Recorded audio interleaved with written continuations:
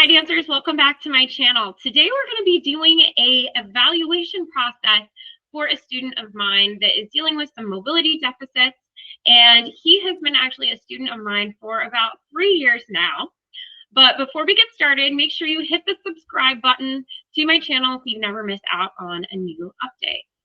So Matt has been so kind to share with us a reevaluation process today. Matt, I just want you to start by kind of sharing with everybody what you're dealing with right now as far as any kind of mobility deficits.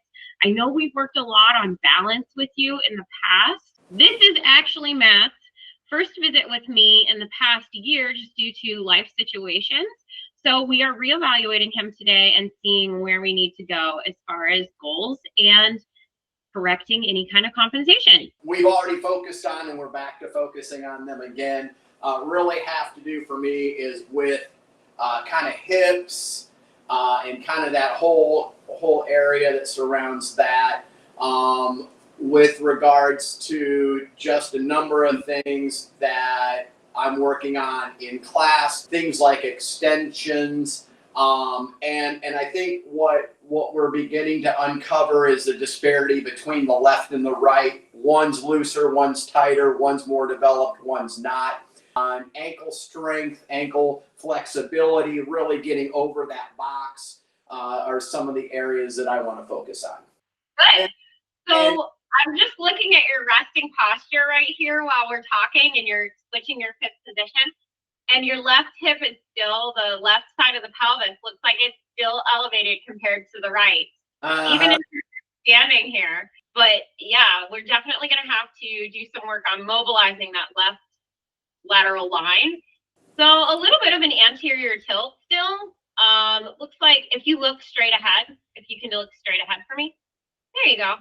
Just drop your arms. Perfect. So ear and shoulder aren't bad. Rib cage is a little bit on the open side. Yep. Yeah. Do you get a lot of tightness through the ribs? Working on, really thinking of like the balloon fills up with air when you're inhaling, and then when you exhale, the balloon is collapsing. So it should all be your balloon being your stomach, should be what you're feeling doing the work when you're running, when you're dancing, whenever you're doing exercise. The goal is our diaphragm and our postural core muscles. Those are what help us get the oxygen we need and not allow us to be here. When you are trying to align yourself to balance and to turn, if your rib cage is open, it throws your center of gravity backwards. It throws your shoulders backwards. Lack of activation through the lower legs as well. Just all based on the fact that you're not breathing properly and that your spine is going into the wrong position. One leg is going to go to the outside of the stool. So your foot will be on the outer edge of the stool. You're going to start in kind of a triangle position, like, in yoga.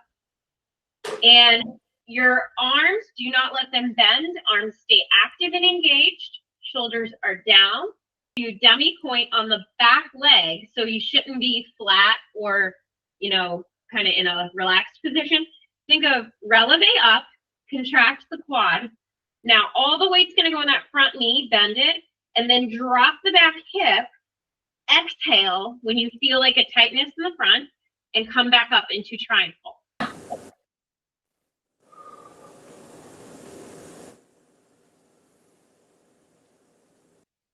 I feel it in that, stretching this, stretching out those hip flexors, which are my issue.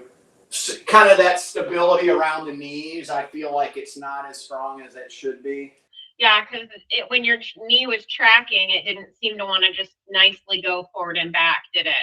No.